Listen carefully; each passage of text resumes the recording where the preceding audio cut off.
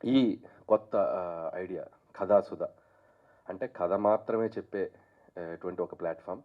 అంతేకాకుండా ఎంతోమంది యంగ్‌స్టర్స్‌కి కొత్త వాళ్ళని ఇండస్ట్రీకి పరిచయం చేసుకోవడానికి, వాళ్ళలో ఉన్న ఒక టాలెంట్‌ని ఒక వెండితెరకి పరిచయం చేయడానికి, అందరికీ ఉపయోగపడేటువంటి ఒక మంచి ఆలోచన ఇది. అండ్ దీంట్లో ఒక గొప్ప విషయం ఏంటంటే, సాధారణంగా ఈ బుల్లితెర నుంచి మనం వెండితెరకి వెళ్తుంటాం. ఎంతోమంది ఇక్కడేదో మనం చూపించి యూట్యూబ్‌లోనో, షార్ట్ ఫిల్మ్స్‌లోనో చూపించి ఒక బిగ్ స్క్రీన్‌కి రావాలని చాలామందికి ఒక డ్రీమ్ ఉంటుంది.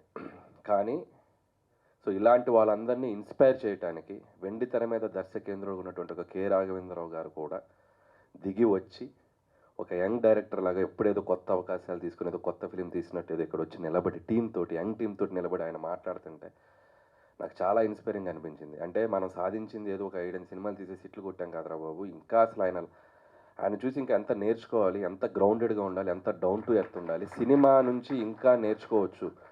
అంటే ఒక సినిమా హిట్ రాగానే నాకంతా తెలిసిపోవటం కాదు. సినిమా అనేది ఎవ్రీడే ఒక లెసన్ మనకు కొత్తగా పరిచయం అవుతూ ఉంటది. యంగ్‌స్టర్‌తో పోటీ పడాలి. ఇంకా నేనేదో ప్రూవ్ చేసుకోవాలని చెప్పి ఆయన తపనకి నిజంగా హ్యాట్స్ ఆఫ్ గురువుగారు. Hats off. అండ్